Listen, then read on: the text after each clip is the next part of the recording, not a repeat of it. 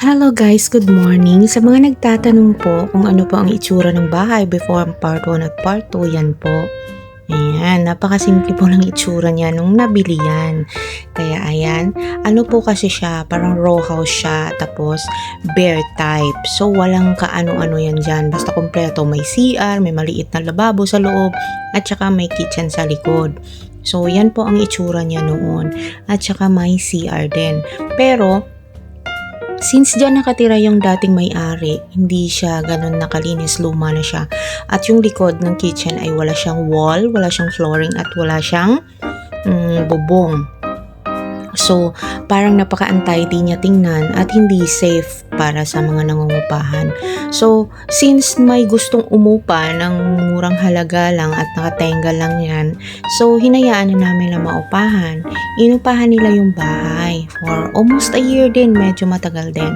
Sayang din yung kita every month. So, nakadagdag po yan ng kita every month. So, ayan. So, after nung umalis ng tenant, nag-decide na ipa-construct muna yung likod para medyo magiging safe sila at medyo maaliwalas at maayos tingnan ang paupahan. At saka 'di ba, ang nangungupahan ay gusto lagi ng may kwarto, may kusina, at saka syempre safe sila. So, since OFW tayo, inunti-unti natin kasi hindi naman biglaan na meron tayong pera. So, ayan, pinagawa namin. Nag-decide kami ni Titang na ipagawa muna yung likod. So, sa likod, pinalagyan siya ng pader, ng flooring. Ayan, pinalagyan ng bubong.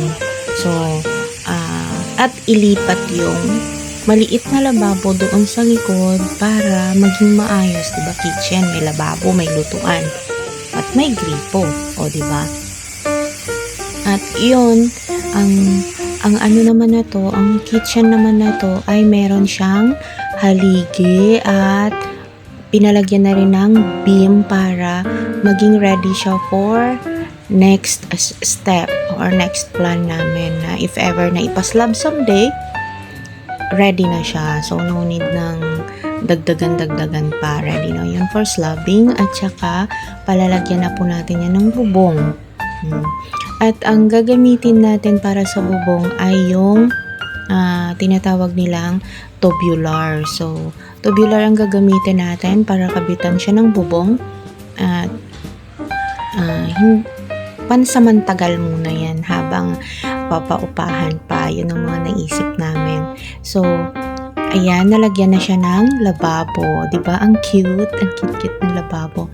At sa harap naman ay pinalagyan namin ng pader, tsaka ng grills, pati ang bintana nilagyan na rin ng grills for safety.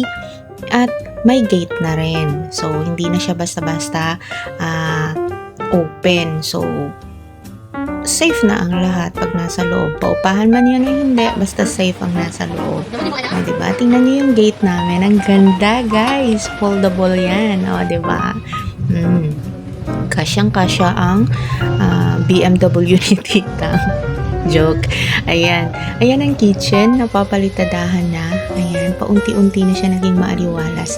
Kung sino man ang nakakita sa inyo ng part 1 at part 2, ganito muna yon bago maging part 1, part 2. Meron na siyang loft room at ang stairs namin at ang pinto namin ay made of mahogany. Ayan, ganyan na pong itsura. At guys, kung sino man ang nakarating dito sa ganitong kahabang video, please like and share and follow na din ang page ko na to. And thank you so much guys sa pananatiling pagsuporta niyo sa amin. Ang part 3 naman ay pag-iipunan muna. Ayan, ito na po ngayon ang bahay. Thank you for watching. This is Dane Vlogs. Samahan niyo po kami sa aming journey dito sa aming maliit na bahay. Okay, bye guys!